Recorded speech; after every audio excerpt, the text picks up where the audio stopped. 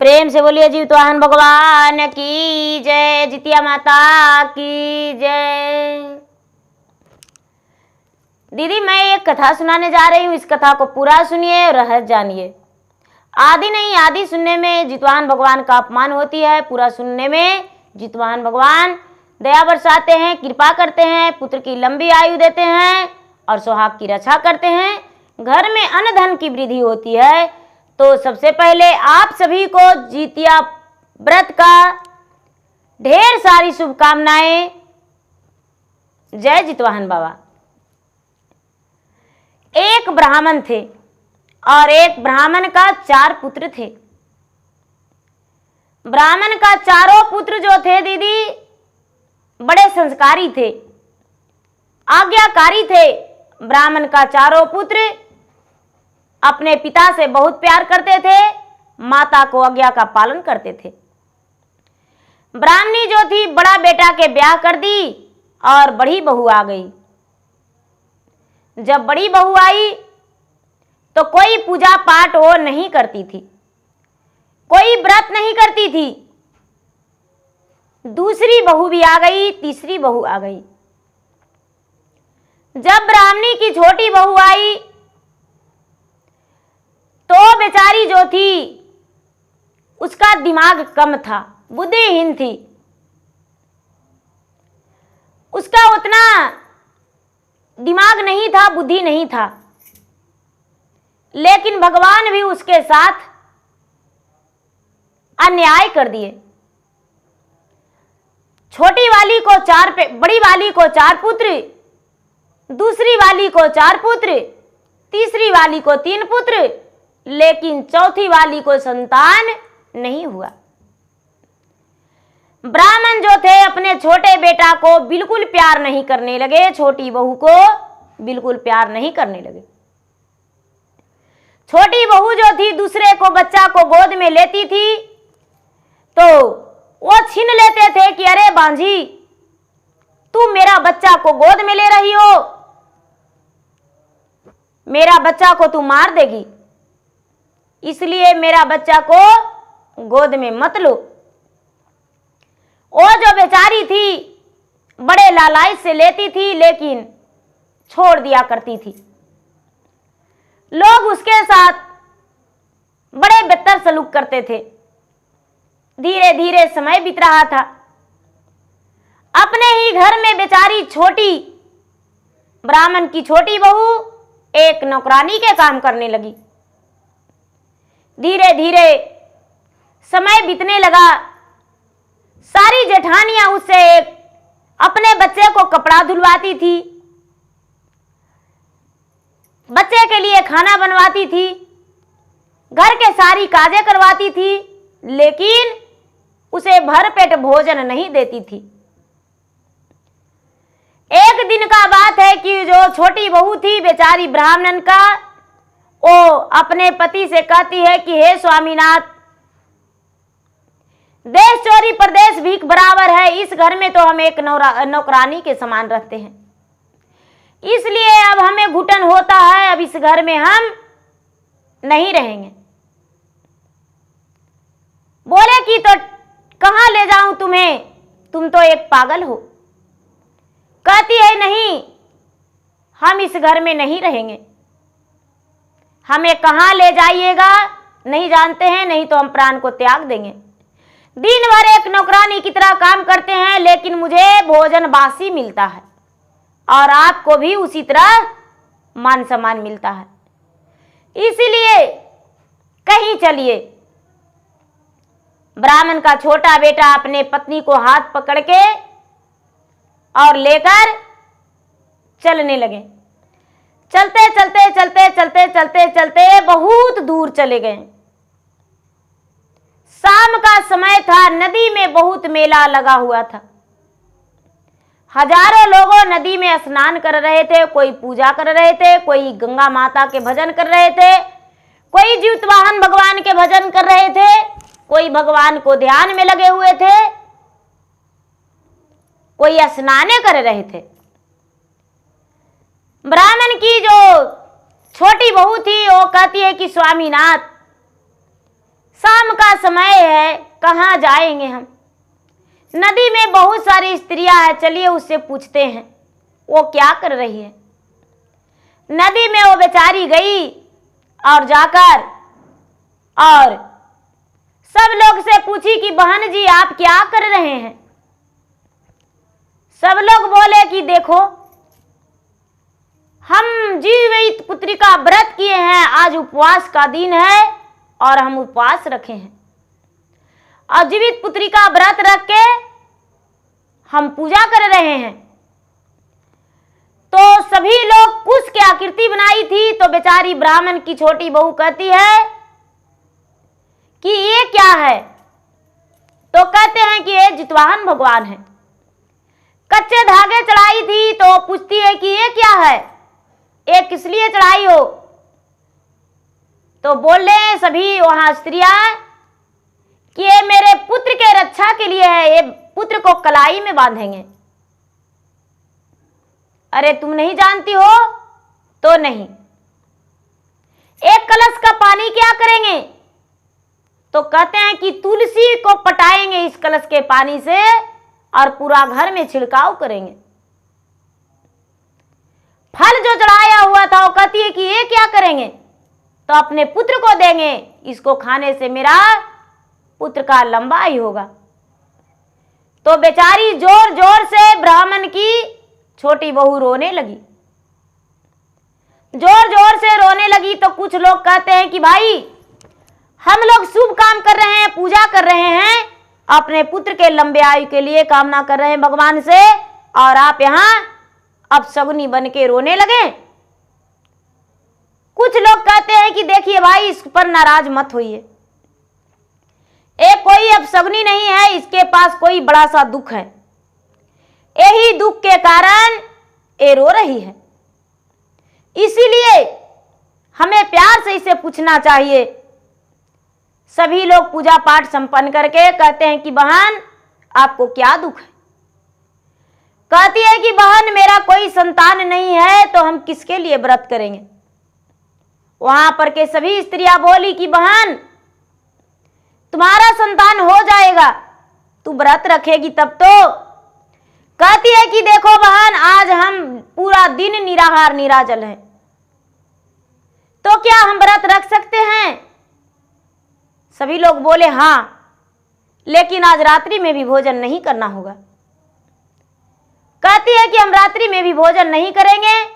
बेचारी गंगा में अबक डबक के स्नान की और कुछ लोगों से फूल सिंदूर अक्षत पुष्प सब कुछ मांगी और पूजा वो भी कर ली।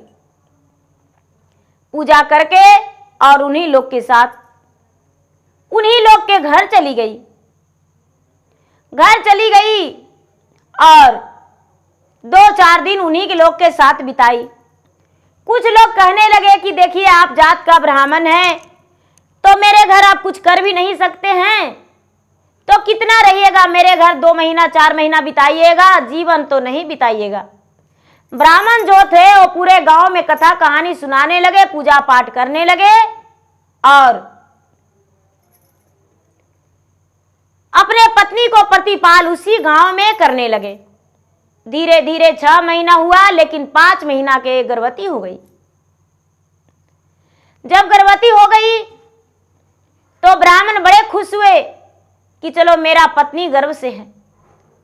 जिस संतान के लिए हमने दर दर भटका दर दर ठोकर खाया, वो आज मेरा भगवान देने वाले हैं। धीरे धीरे दीदी 9वां महीना हो गया।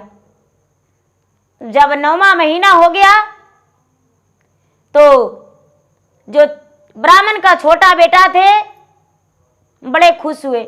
उसी गांव में उसका प्रसव पीड़ा शुरू हो गया और जुड़वा पुत्र जन्म लिया। जब जुड़वा पुत्र जन्म लिया तो ब्राह्मण का पुत्र जो थे किसी के यहां कमरा लेकर रह रहे थे। छठियारी जब करने लगे तो सबको छठियारी में निमंत्रण दिए, लेकिन अपना घर निमंत्रण नहीं दिए। बेचारी छोटी बहू कहती है कि हे स्वामीनाथ, आप पूरे जवार में निमंत्रण दिए हैं, लेकिन अपने ही माता पिता को और अपने भाई भाभी को निमंत्रण नहीं दिए। यदि आप निमंत्रण नहीं देंगे तो ये गलत बात है।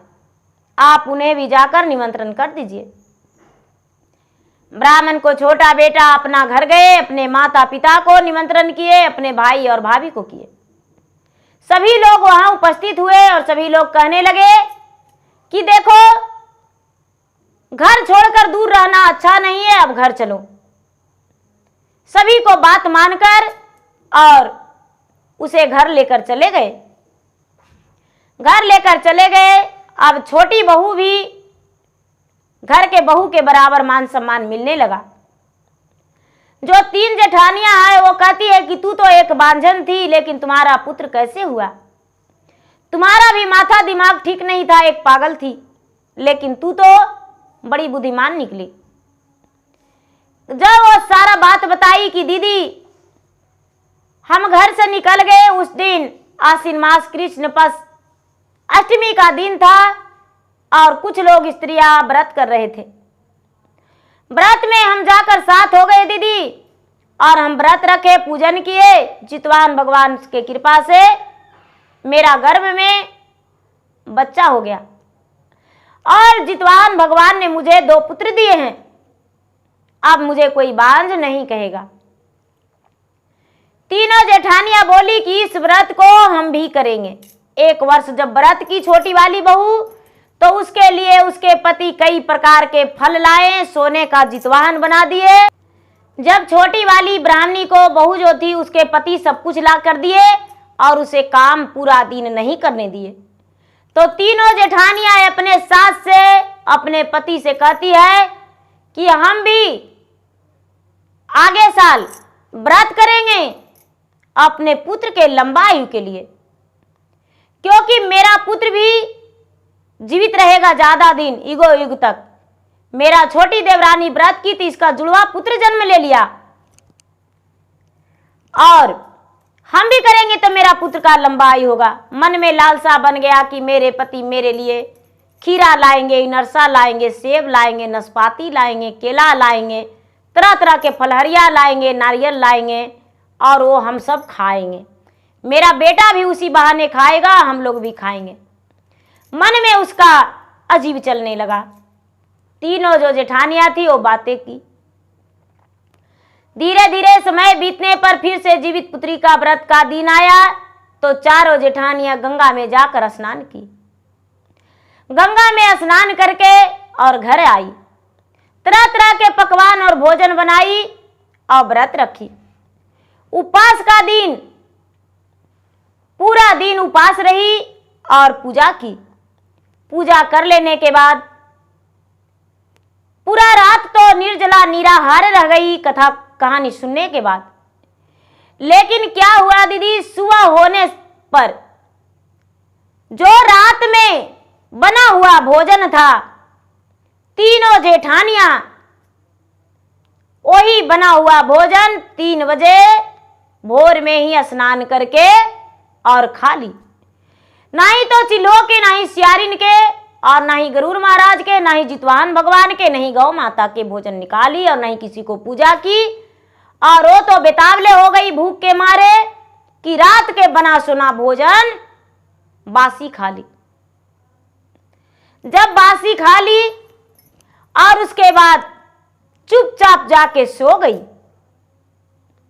सुबह होने पर जो छोटी वाली थी वो स्नान करके, गंगा जी जाके स्नान करके और नियम अनुसार अपने पितरों को पूजा की, अपना पितरों को दत्तवन पानी सब कुछ दी और चिल्लो रानी के, सियारो रानी के, गरुड़ महाराज के, जितवाहन भगवान के और गौ माता के सबके भोग निकाली और पूजा करके नियम अनुसार गाय के दूध से व्रत खोली।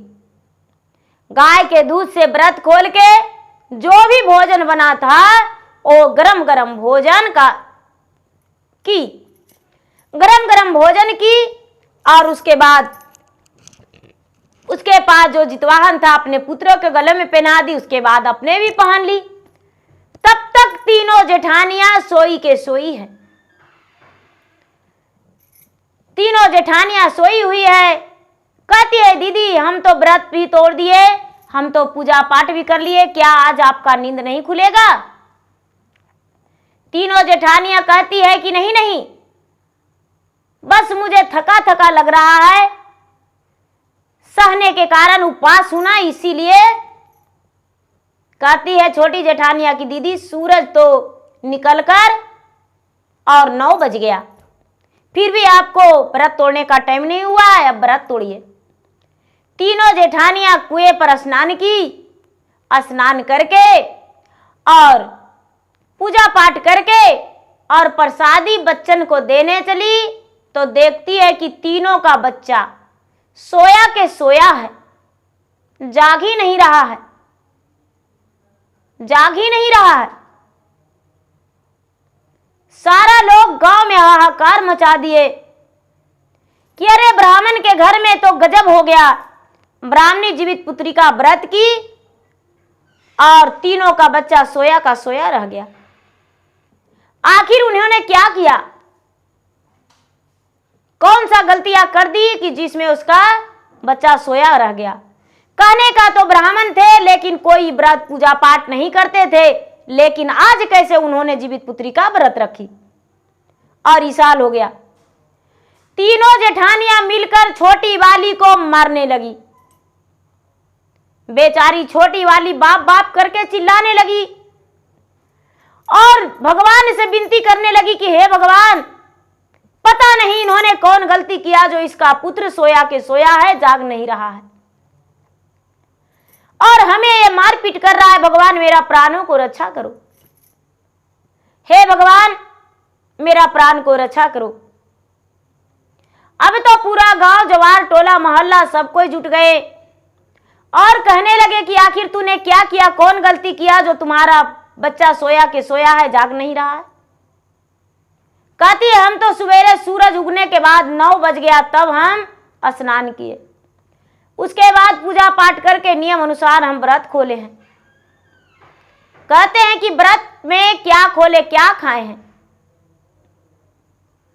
तो जो बना हुआ था वही भोजन किए हैं। एक महात्मा उसके द्वार पर आए और महात्मा द्वार पर आकर कहते हैं कि क्या हुआ, भीड़ क्या है, हल्ला क्या है, और भाई ऐसे क्यों मार रहे हैं आप लोग सब, ये क्यों चीख रही है, चिल्ला रही है। ओ ब्राह्मण की छोटी बहू कहती है कि हे महात्मा, मेरा इसमें कोई कसूर नहीं, मैं एक निर्दोष हूं। इन्होंने सबसे पहले तो मुझे एक नौकरानी की तरह घर में रखती थी, मैंने सबको बच्चे को कपड़ा धोया करती थी, लैट्रिन साफ किया करती थी, लेकिन अपने बच्चे को मुझे गोद नहीं लेने देती थी, बांझ कह के पुकारती थी, सूखी रोटी बासी भोजन मुझे खाना दिया करती थी, लेकिन मैं अपने पति को लेकर कहीं दूर चला गया, मुझे पागल कहा करती थी। कितना हूं काम करते थे फिर भी पागल करके 2 डंडे 2 झाड़ू लगा दिया करती थी, लेकिन ऊपर वाला के मर्जी मैंने जीवित पुत्री का व्रत किया तो मुझे संतान दिए भगवान, और इन्होंने आदर मान सम्मान से मुझे घर लाए। मैंने जीवित पुत्री का व्रत किया तो इन्होंने बोले कि हम भी व्रत करेंगे, और इन्होंने भी व्रत किया, लेकिन पता नहीं कैसे इसका बच्चा जो है सोया के सोया है, जाग ही नहीं रहा है। जीवतवान भगवान बुढ़ा रूपी कहते हैं कि अरे आप लोग नहीं जानते हैं इनकी करनामा, ये तो 2 ही 3 बजे भोजन कर ली थी, बासी कुसी भोजन।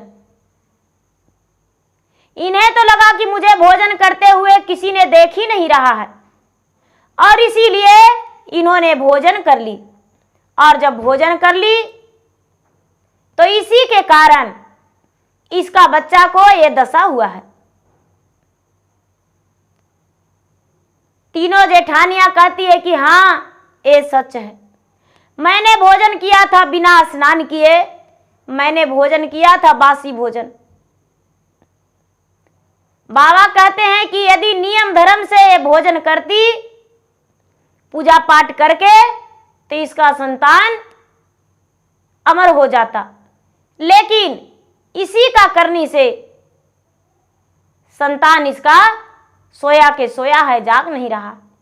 सारी लोग कहने लगे कि भाई कोई महात्मा है इनको पांव पड़ो, हाथ जोड़ो, गोड़ पड़ो, ये बच्चा को जिला देंगे।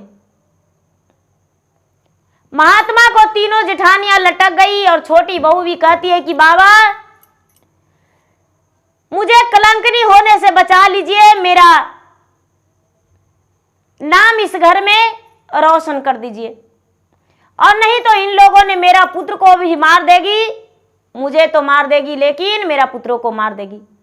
बाबा आप मुझे बचा लीजिए, मेरा पुत्र को भी बचा लीजिए, मेरा पति को बचा लीजिए। बाबा कहते हैं कि तो ठीक है, हम जैसे कहते हैं वैसे करो। तीनों जेठानियां बोली कि हे महात्मा जो आप कहेंगे वैसा हम करने को लिए तैयार हैं। कहते हैं कि तो ठीक है, अभी इसी वक्त सभी देवी देवताओं के पूजा करो, कलश में जल रखो और उसी जल से अपने पुत्र को मुंह पर छिड़क दो, तुम्हारा पुत्र जीवित हो जाएगा, बोलने लगेगा। तीनों जेठानियां ने नियम अनुसार पूजा की। पूजा करने के बाद तीनों पुत्रों को मुंह पे छिड़की जल, तो तीनों पुत्र जीवित हो गया। तीनों का पुत्र जीवित हो गया। अब जितवान बाबा भेष रूपी जो महात्मा का भेष धरे हुए थे, कहते हैं कि इस बार तो गलती का भगवान भी क्षमा कर दिए हैं, तुम्हारा पुत्र को जीवन दान दे दिए हैं, लेकिन दोबारा ऐसा करेगी तो तुम्हारा पुत्र का जीवन दान नहीं मिलेगा। यदि व्रत रखना होगा तो अच्छे से व्रत रखना, नियम के अनुसार व्रत रखना, और सूरज उगने के बाद ही व्रत खोलना, नहीं तो व्रत खंडित हो जाएगा। और कभी बासी भोजन से व्रत नहीं तोड़ना। जब भी व्रत तोड़ना तो गाय के दूध से या किसी भी मीठा चीज से या फल फलहरियां से। गाय के दूध यदि नहीं हो पावे तो मिश्री के शरबत घोर लेना या कोई फल खा लेना और व्रत तोड़ देना। ऐसा करने से तुम्हारा पुत्र का लंबा आयु होगा। और सबसे पहले व्रत जब दिन उपवास रहेगी उस दिन किसी को गलत व्यवहार नहीं करना, किसी के साथ मार पीट गाली लड़ाई झगड़ा नहीं करना, तभी तुम्हारा व्रत सफल होगा। एक तरफ व्रत रखेगी, दूसरा तरफ दूसरे को 10 गालियां दे देगी। एक तरफ व्रत करेगी, दूसरे तरफ दूसरे को बच्चे को 2 लपड़ मार देगी, तो तुम्हारा व्रत खंडित हो जाएगा और तुम्हारा बच्चा पे वो ग्रह चलावेगा और तुम्हारा बच्चा को नुकसान पहुंचेगा। ऐसा बात करके जितवान बाबा अंतर्ध्यान हो गए। जो तीनों रानियां थी, वो तीनों जो ब्राह्मणी थी, अपने छोटी देवरानी को विनती की, हाथ जोड़ी और कहती है कि बहन जैसे तू व्रत करेगी उसी तरह हम करेंगे, आज से कोई गलती नहीं करेंगे, और मैं अपना जान से ज्यादा, अपने पुत्रों से के जान से ज्यादा तुम्हारा बच्चा को और तुम्हारा मान सम्मान रखेंगे। बहन तुम्हारा ही कृपा है कि आज मेरा पुत्र जीवित है और मेरा पुत्र मेरे साथ है। तीनों जेठानियां जब भी व्रत करती थी तो छोटी के साथ, और छोटी वाली जेठानियां गंगा स्नान जाती थी तो वो भी जाती थी, गंगा के घाट पे पूजा करती थी तो वो भी करती थी, सूरज को अर्घ्य देती थी तो वो भी देती थी, धूप दीप जलाती थी तो वो भी जलाती थी। जब वे पारण करती थी तभी वो पारण करती थी, ऐसे वो नहीं करती थी। तो दीदी जो भी व्रत करते हैं, व्रत करने वाले को ही होना चाहिए कि हम नियम से व्रत करेंगे और नियम से ही व्रत करके और व्रत समय से तोड़ेंगे, समय से पहले नहीं। और सबसे पहले कोई भी व्रत करते हैं तो बासी भोजन कभी भूल कर भी मत कीजिए। गरम गरम भोजन से व्रत तोड़िए और भगवान के व्रत तोड़ने से पहले प्रणाम करके क्षमा प्रार्थना कर लीजिए कि हे भगवान, मैं तो एक मनुष्य हूं और आप मेरे पिता हैं, मैं आपका पुत्री हूं, मैं दिन रात में हजारों गलतियां करती हूं, लेकिन मेरे हर गलती को क्षमा करके और मुझे ज्ञान दीजिए, सीख दीजिए। मेरा गलती को क्षमा कर देना भगवान, क्षमा कर देना। क्षमा प्रार्थना करके ही और उसके बाद ही भोजन करना चाहिए। भगवान जो है, जो भी गलतियां हैं सभी गलतियां को क्षमा कर देते हैं और सुख शांति दे देते हैं। घर में धन की प्राप्ति होती है, पति की और पुत्र की लंबी आयु होती है। तो प्रेम से बोलिए जितवान भगवान की जय, जितिया माई की जय। दीदी भैया, यदि मेरा वीडियो अच्छा लगे तो मेरा वीडियो का लाइक करें, शेयर करें। चैनल पर यदि नए हैं तो चैनल का सब्सक्राइब करें, बेल आइकन घंटी को दबाएं, जो कि मेरा वीडियो का नोटिफिकेशन सबसे पहले आपके पास जाए और आप मेरा वीडियो का सुन सके, देख सके। और कमेंट बॉक्स में जय जितवाहन बाबा, जय जितिया माई या तो अपना नाम जरूर लिख कर भेजें, जिसमें मैं भगवान से प्रार्थना करूँ आपके लिए और आपको रक्षा हो।